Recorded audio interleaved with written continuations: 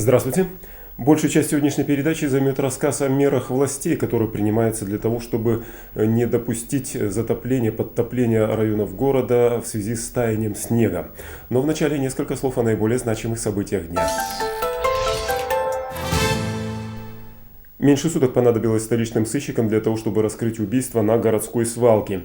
В понедельник здесь из обреза был застрелен мужчина. Задержан житель нашего города, ранее не судимый, а предполагаемый мотив этого преступления – долги убитого. Депутаты окружного собрания Якутска во вторник утвердили ряд целевых программ, в том числе правопорядок, электронный Якутск, а также одобрили мировое соглашение между городской администрацией и Саха-ипотечным агентством. Речь идет о долге, который образовался в связи с кредитом 2002 года. Сейчас его сумма составляет 89 миллионов рублей. По мировому соглашению часть этих средств в течение этого года и будущего будет направлена на строительство коррекционной школы номер 4 в Якутске. Глава администрации Якутска Михальчук в понедельник провел прием горожан по личным вопросам. Один из горожан предложил включить в подарочный набор гостей на юбилейных мероприятиях в связи с 375-летием основания Якутска так называемый биологический градусник. Это его авторская разработка. Предложение было принято. Вполне возможно, что этот подарочный набор получит и Юрий Лужков, который, как предполагается, все-таки посетит наш город в сентябре этого года. Верховный суд Якутии накануне подтвердил решение судов улусов и городов нашей республики по 200 исков прокуроров. Те требуют погасить задолженность по пособиям на детей-сирот и детей, которые остались без попечения родителей.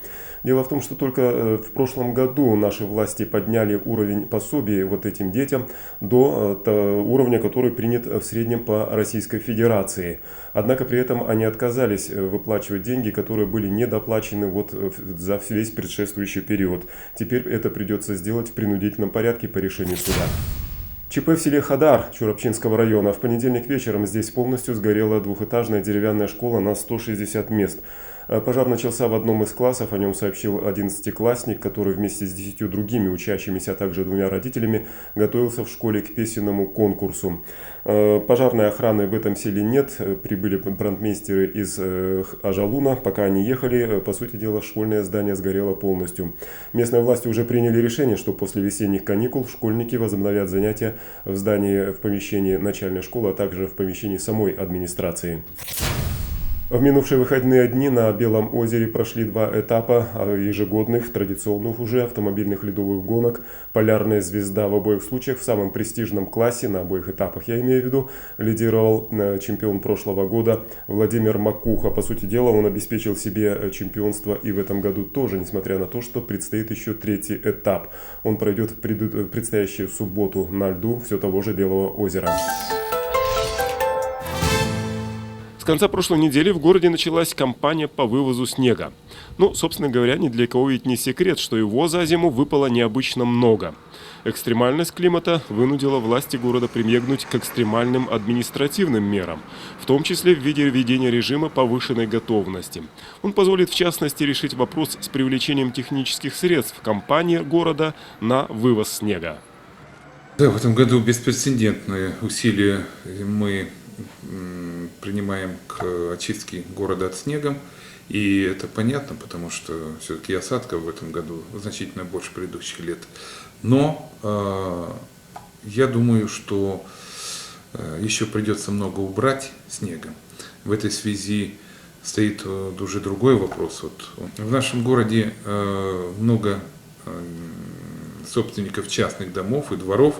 И, к сожалению, этот снег не вывозится, как должны вывозиться по действующему законодательству, или оплачивать городским службам, что вывозили, а выбрасывается на проезжую часть домов.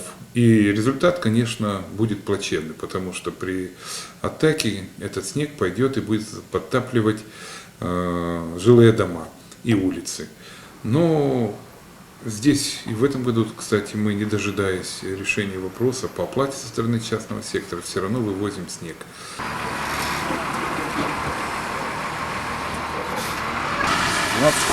А? 12 через 12. Это сейчас ты, получается, с утра заступил или? С утра, да? И теперь до вечера? До 8 часов. А ночью приходилось работать? Да, приходилось. Как обычно жители реагируют на то, что по ночам там гудите? Пока не совпадало такое Ну, никто не обращался, ничего не жаловались. Как с оплатой? Нормально. Сколько удалось потоков вот таких организовать по городу? Ну, сегодня у нас 9 потоков по городу уже имеется. На сегодняшний момент работают, я говорю, наших вот техники ГТК работает 10 КАМАЗов, 7 ЗИЛов, значит, 25 КАМАЗов работает Кудорстроя, плюс мы привлекаем стороннюю технику еще. На сегодняшний момент сторонние пока идет процесс привлечения, поэтому сторонних немного, где-то в пределах 15-20 машин сторонних. А вот так вот в идеале под тот объем, который сейчас имеется, сколько нужно вообще техники? Я думаю, что единиц 100 техники. Я думаю, что за сегодняшний и завтрашний день мы этих силы привлекем. И, ну, надеюсь, что мы уберем. Вы видели объемы снега, поэтому объема снега очень много.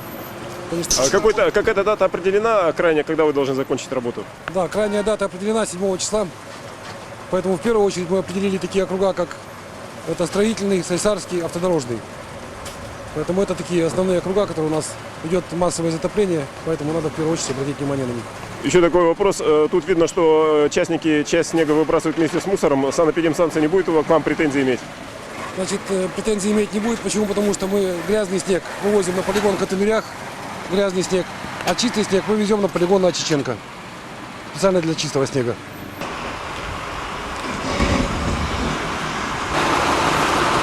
Здравствуйте. Как вас зовут? Владимир, Вы давно работаете? Который день работаете на уборке? на уборке уже 4-й день. 4-й день? Да. Вы сами не в таком же вот районе живете, где снегу навалом? Нет, я в Алексеева живу. Только чисто, да? Да, там чисто. Круглосуточно работаете, как у вас? Круглосуточно. Я первую смену, напарник вторую смену. Зарплата как? Как оплата? А как зарплата? Подняли маленечко, посмотрим, что получается. Я еще не получал.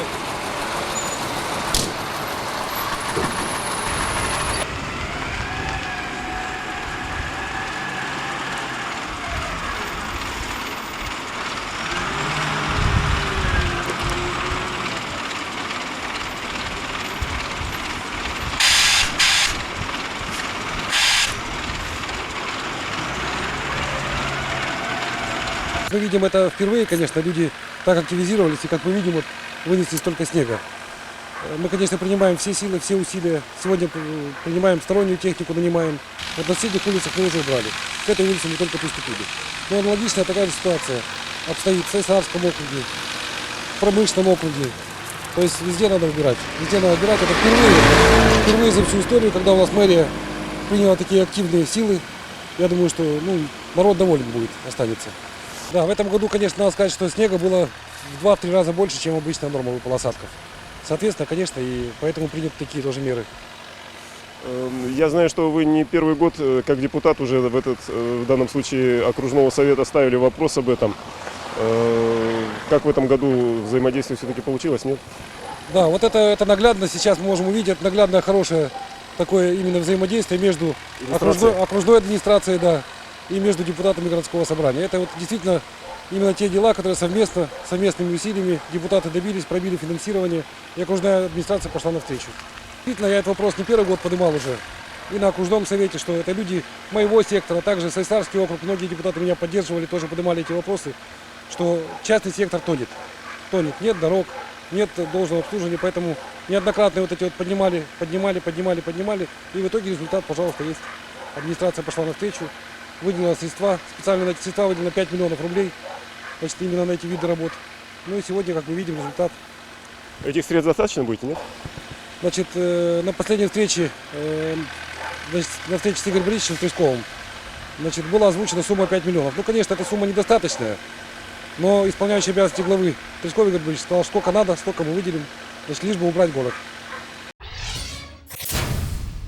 Итак, снежная эпопея в Якутске продолжается, а между тем власти столицы республики поджидают другие не менее важные проблемы, а также хлопоты, в том числе и достаточно приятные.